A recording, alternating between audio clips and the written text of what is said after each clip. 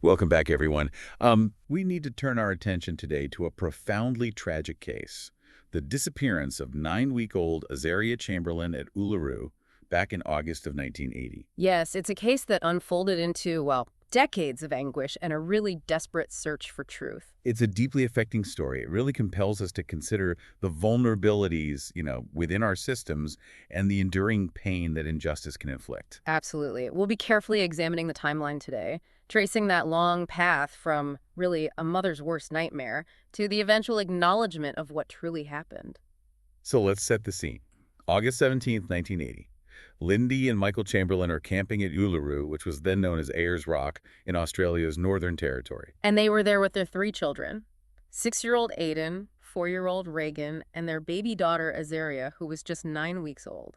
That evening marked the start of a tragedy that would just consume their lives for so many years. And the account Lindy and Michael gave right from the beginning was that a dingo entered their tent and took Azaria. Lindy reported actually seeing the animal leaving and hearing her babies cry. This initial unwavering account that a dingo was responsible, that became the absolute central point of their long struggle. The struggle for vindication, really. Exactly. And in the immediate aftermath, a huge search was launched, everyone desperately hoping to find Azaria alive. But sadly, about a week later, that hope was just shattered. Azaria's blood-stained jumpsuit was found. Found about 2.5 miles from their tent, a grim discovery indicating tragically her death. And the little matinee jacket she'd been wearing, it was still missing. It's vital to stress, as you said, that from the very beginning, Lindy and Michael consistently maintained Dingo took their baby. Their story of that terrible night, it just never wavered, despite immense pressure. That steadfastness is such a crucial part of this whole story. It really is. So let's trace the timeline back. They arrived, the Chamberlain family, at Uluru on August 16th, 1980. Lindy, Michael, the 3 children, just arrived at the campsite, seemingly an ordinary start to a family holiday. At a famous Australian landmark. Then the next day, August 17th, it unfolds. Seemingly no hint of the horror to come. As evening came, 9-week-old Azaria was put to bed in the family tent. Just a simple act of parental care. And then later that evening, the unthinkable happened.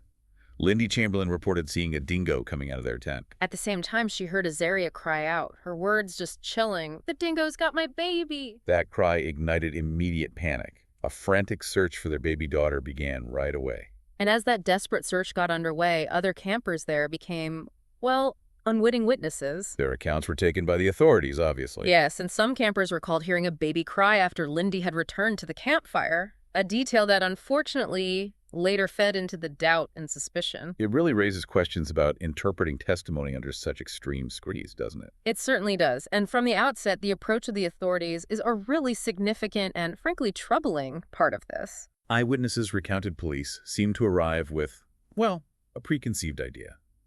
Determined to pursue a murder investigation. Almost dismissing the dingo possibility. Witnesses who offered information supporting the dingo theory said police told them they did not want to hear anything about a dingo. This is a murder investigation. That's what they reportedly said. Yes.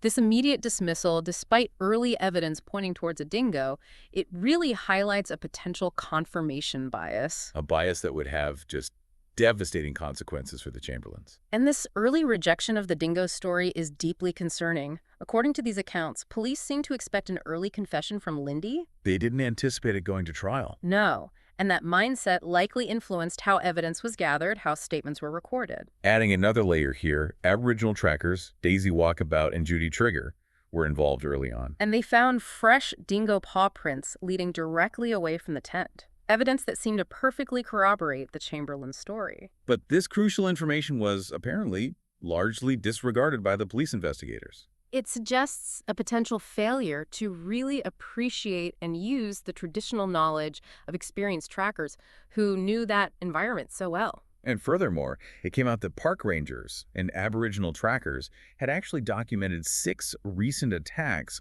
by so-called tame park dingoes on humans. Right there in the Uluru area, just before Azaria's disappearance. Which established a disturbing pattern of dingo aggression towards humans.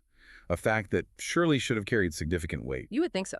Then there was Police Detective Sergeant John Lincoln. He documented finding large paw prints just centimeters from Azaria's cot, And what looked like blood outside the tent. Samples were collected. but reportedly not tested at the time. A failure to analyze potential evidence at such a critical early stage, it's a huge missed opportunity. Another camper, Sally Lowe, reported seeing a pool of blood inside the tent. Although the size was later disputed by Constable Frank Morris, who recalled only a few drops. But the presence of any blood in the tent became a major point of contention. It definitely fueled the skepticism about the Dingo story later on. And a tourist, Max Whitaker, he joined a search with the head ranger and an Aboriginal tracker, Nipper Winmarty. Whitaker said the tracker followed dingo prints and scrape marks in the sand, heading west. Marks that suggested a dingo carrying something heavy. But confusingly, the tracker's account was later reportedly denied by the rangers. It just adds more confusion to an already chaotic situation. These discrepancies really underscore the challenge. Absolutely. Then, about a week after the disappearance, as we mentioned, the blood-stained jumpsuit was found, 2.5 miles away. Tragically confirming Azaria had likely died, but that matinee jacket. Still missing. A deeply troubling, unanswered question at that point. So the process moves to the legal system. The first coronial inquest began in Alice Springs, December 15th, 1980. The first formal legal inquiry, meant to establish the facts. And on February 20th, 1981, that inquest concluded. Magistrate Dennis Barrett ruled the likely cause of death was A dingo attack. He found it was likely a dingo attack. But crucially, he also found Azaria's body was likely taken from the dingo and disposed of by someone unknown. that secondary finding, while acknowledging the dingo, left the door open for more speculation. It did. And the Northern Territory Police, well, they weren't satisfied. They kept investigating. Which led to a second inquest in Darwin, September 1981. And this second inquest took a dramatically different and ultimately devastating turn for the Chamberlains. Because forensic evidence about the jumpsuit was presented differently, wasn't it? Yes, very differently. Claims were made, particularly by James Cameron from London, based on ultraviolet photos. He claimed an incised wound around the neck area of the jumpsuit, Suggesting a cutthroat and an alleged handprint. the alleged imprint of a small adult hand on the fabric. This evidence. It's a tragic example of how flawed scientific claims can sway everything. A critical lesson. And adding to the suspicion was their car, the yellow Holden Tirana. Seized in Queensland, flown to Alice Springs, presented as evidence. Allegations of blood found in the car became absolutely central to the prosecution's case against Lindy. So based on all this forensic evidence at the second inquest, Lindy and Michael Chamberlain were charged. The investigation had completely shifted focus, from tragic accident to alleged murder by the parents. the trial concluded October 29, 1982, Lindy Chamberlain convicted of murder.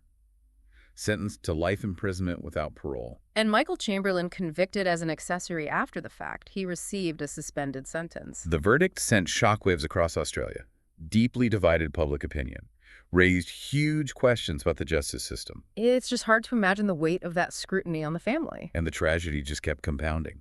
In November 1982, while in prison, Lindy gave birth to her fourth child, Kalia. Heartbreakingly, the baby was taken from her at birth. The emotional distress, it's almost unbearable to contemplate.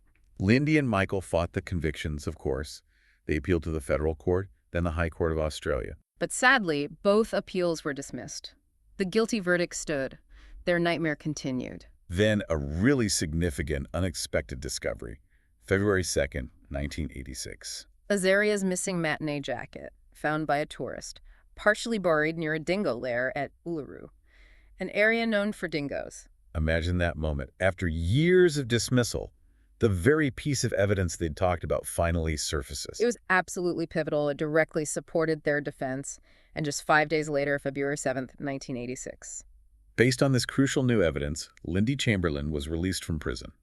Her life sentence remitted. A moment of profound relief, certainly, but the fight for complete exoneration, it wasn't over yet. No, because the conviction still stood, technically, even with her release. Exactly. The need for a thorough re-examination was clear. So in 1987, a royal commission was established, headed by Justice Trevor Morley. To conduct a further comprehensive investigation into the Chamberlain convictions. And the Morley Royal Commission released its report in 1988. Its findings were, well, damning of the forensic evidence used to convict Lindy. Identified significant flaws.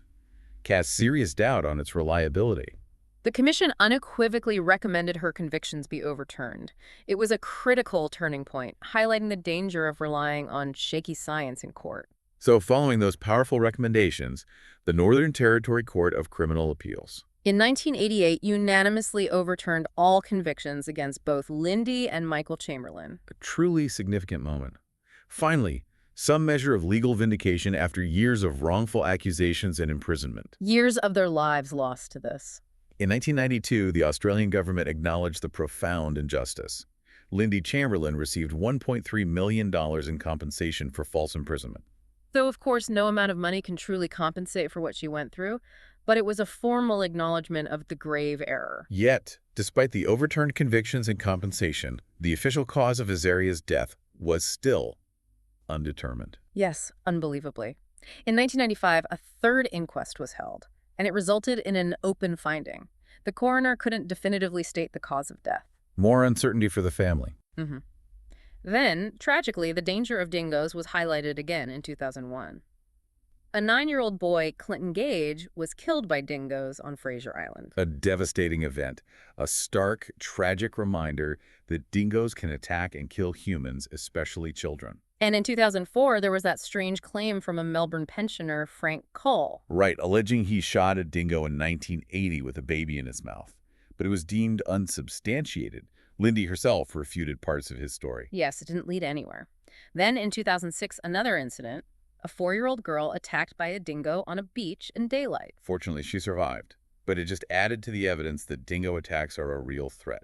All this mounting evidence, particularly from Fraser Island, eventually led to a fourth inquest. It began in February 2012. Coroner Elizabeth Morris specifically cited the new evidence about dingo attacks as key to her decision to reopen the investigation. And finally, on June 12, 2012, after more than 3 decades of uncertainty, speculation, and immense suffering, The coroner Elizabeth Morris delivered her final findings, unequivocal findings. she ruled that Azaria Chamberlain died as a result of being attacked and taken by a dingo. A profoundly moving moment in court, apparently. Coroner Morris expressed deep sorrow to the Chamberlain family for their immeasurable loss and the years of torment. An amended death certificate was issued, finally, officially recognizing the cause of death as a dingo attack. This incredibly long timeline, spanning over 30 years, it's just a stark reminder of how arduous that journey to truth and justice was. It truly underscores the incredible strength and resilience of the Chamberlain family, their relentless pursuit of vindication for themselves and for Azaria. The tragic loss of that tiny baby, Azaria, was compounded almost beyond imagination by those years of wrongful accusations, Lindy's murder conviction, her imprisonment. The suffering endured by Lindy, Michael, their other children. It's a stark reminder of the human cost when justice goes wrong. This case leaves us with so many sobering thoughts, doesn't it? It really does. The critical importance of unbiased investigation right from the start. The potential for flawed forensic science to just completely derail justice. And the vital need to consider all evidence, including, indigenous knowledge from those who understand the environment best. Absolutely. The story of Azaria Chamberlain remains a powerful, deeply affecting reminder of how fragile justice can be and the enduring impact of such a tragedy. We encourage everyone listening to share your own thoughts and reflections on this profoundly sad case in the comments below.